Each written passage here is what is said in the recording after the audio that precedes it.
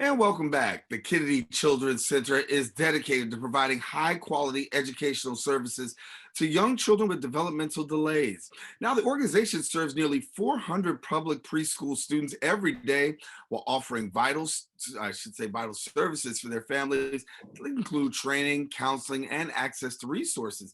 And joining us now and sharing more details, we've got the executive director of Kennedy Children's Center, Jeanne Alter. And Jeanne, thank you so much for being with us. You are very welcome. I'm pleased to be here. So, as we talk about your organization, obviously a longstanding organization that has made a difference in the lives of so many people. But as I talk about really being able to assist those with developmental delays, give us a little more insight. Kennedy Children's Center has been in the Bronx since 1987, over on Boston Road in 179th. And children with developmental delays are part of the fabric of our community. They're definitely a important part of families, and families need guidance when you have such young children who are exhibiting behaviors and not doing the things that you would expect. So I think it's really important that there's a resource. As we're very cognizant of at Kennedy, which we say a lot, is that being a parent is hard enough. That's a hard adjustment for many of us to make. And when you have a child with special needs, there's so much going on in a family life with young children. It's so busy. And it's important to have a resource that you can get answers from, and that people can help you with that journey and guide you to get the information you need so you make the best decisions possible for your child, because that's what we all want. Yeah. And when we talk about providing assistance for families during a time like this is extremely critical.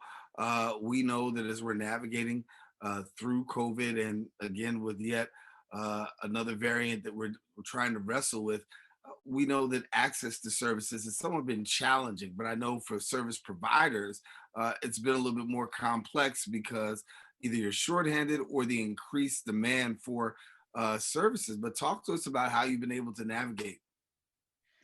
My first answer is yes, you are correct that we see it on both ends. There's been, unfortunately, like true disruptions to the system in that obviously 2 years in a pandemic, the Birth to Three program, which is early intervention run through the Department of Health, really took a big hit.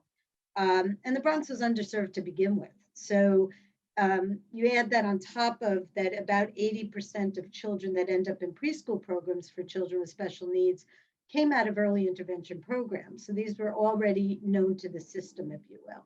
So you have that disruption. There have not been as many evaluators who are available to do the preschool evaluations that are necessary to identify children eligible for service. And the general kind of staff issues that you're hearing that have gone on with our workforce in general. Early childhood has always been in this kind of tightrope position.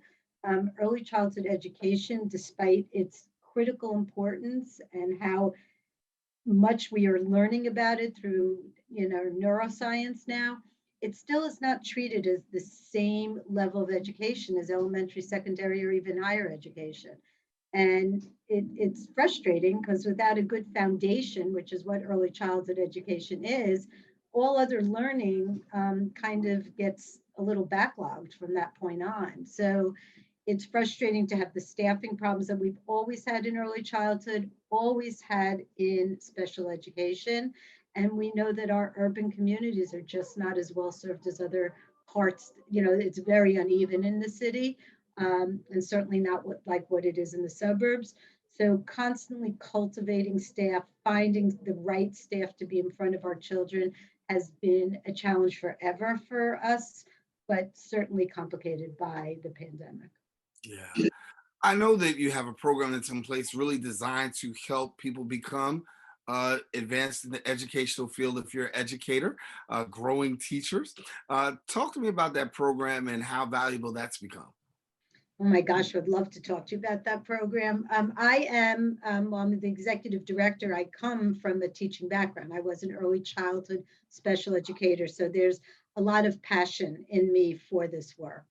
And from my 30 plus years of working in programs in New York City, both in Brooklyn, Bronx, and Harlem, one thing I know is there are plenty of passionate people out there that care about kids.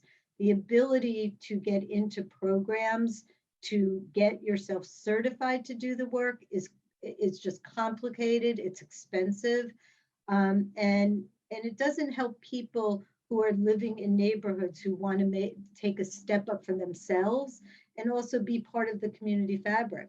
So our Grow Your Own program really is a program designed to find people in the community for the community. And that's how I really like to talk about it, because the best people to care about young children or any of our students really are people who live in the community. These are our kids. This is our community.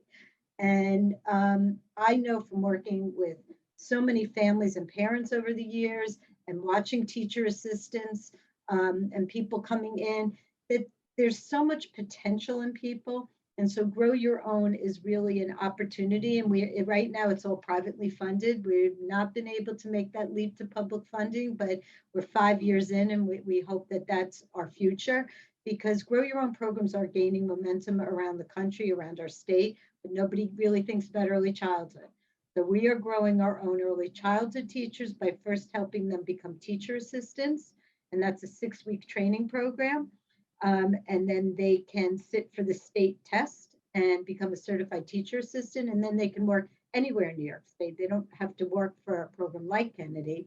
But our training is geared specifically to early childhood special ed. So we try to give like a little boot camp of what it means to work with a young child with autism or a young child with challenging behaviors. And then we help them with the mandated workshops and test prep. And that's all privately funded at no cost to the participant.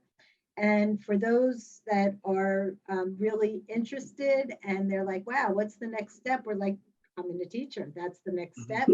And Grow Your Own too. We become kind of like the family around these students. Right now, we have 8 women who are in school.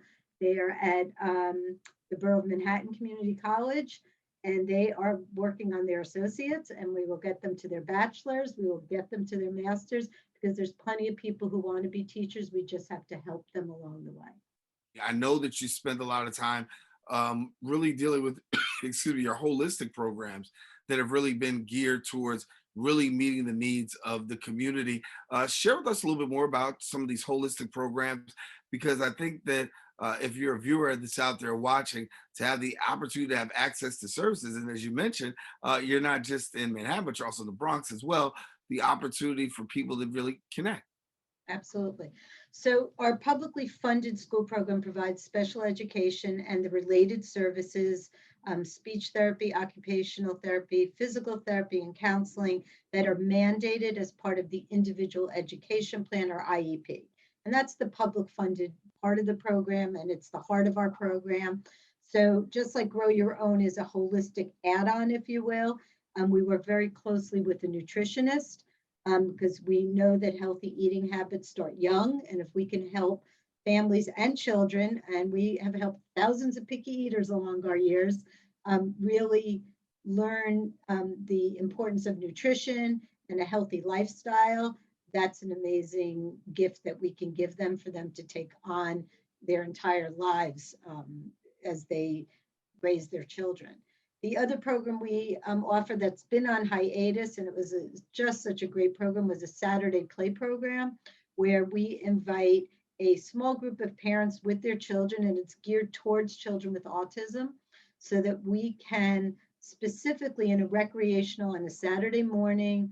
A lot of our parents don't have these, a lot of our kids, I should say, are not children that are going to do well at public playgrounds, and because of either behavior, language, or physical mobility issues.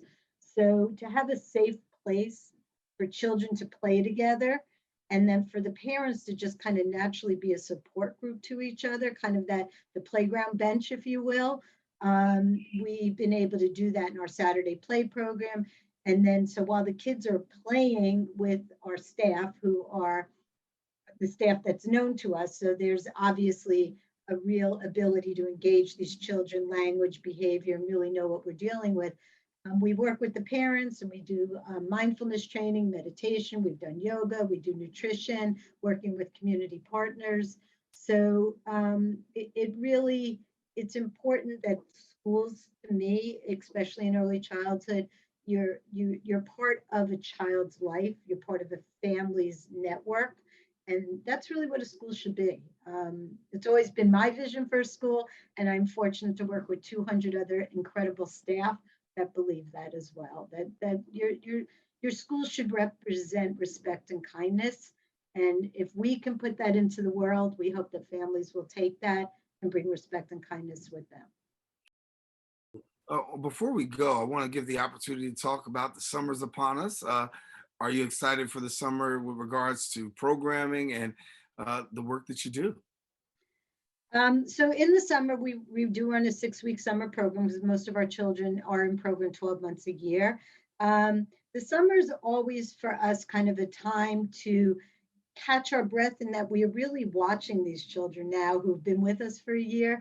It's just amazing to see these 5-year-olds because they look like young adults to us. They're so big, and they're so ready for kindergarten. It's just a joy to see them. It's also very bittersweet. For some of them, we had them when they were barely 3 years old and they weren't using words, or they weren't able to sit at circle time and do typical preschool activities. So you really have this bittersweet moment of going, oh my gosh, do you remember when he got to the program, and look at him now?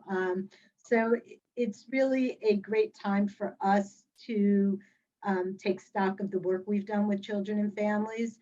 And since 3 to 5 is that's all we serve, every year we get about 150, 160 new children.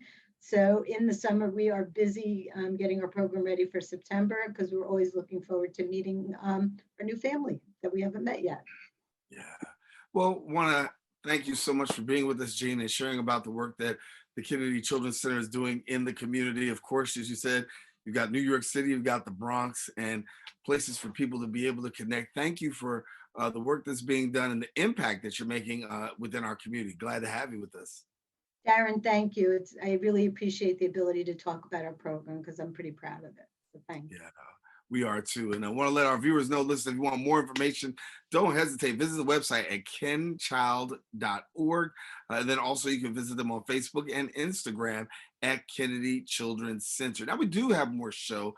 Don't want you to go anywhere. Open is continuing coming up right after this.